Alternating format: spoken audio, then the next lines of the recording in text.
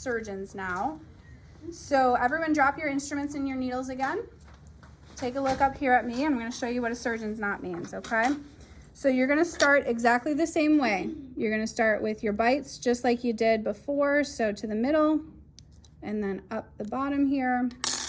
Pull all the way through, keeping that tail short just like we did before. And now we're going to start off this pattern a little bit different. And what you guys have done so far is your needle driver's in the middle.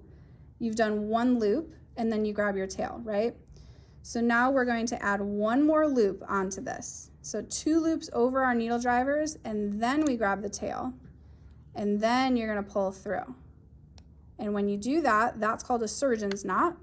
And you can see that it's staying down really close to the skin because there's those 2 loops on there. So most surgeons will start their patterns with a surgeon's knot. You can only do it on the first one though. So after you do this first kind of loop through, then it's all singles after that. But this counts now as 2 throws. So this is 1, 2. Now I'm going to do 3. And then we're going to do 4. And then we'll do 1 more. And then I'm going to show you guys something that we don't want to do, which I've seen some people doing. And it's called a granny knot. Granny knots are bad. We don't want granny knots. It makes our suture very unstable and can come apart very easily. And with a granny knot, the way that that happens is if you pull unevenly. So if you grab your tail here, and then instead of pulling your hands flat across, if you pull one side up and then the other one's kind of down. Sorry, I have a hard time doing them. Okay, so you can see how that's kind of off to the side.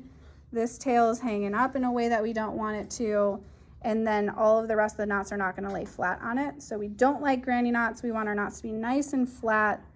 So the way that we do that is just by keeping our hands really nice and even.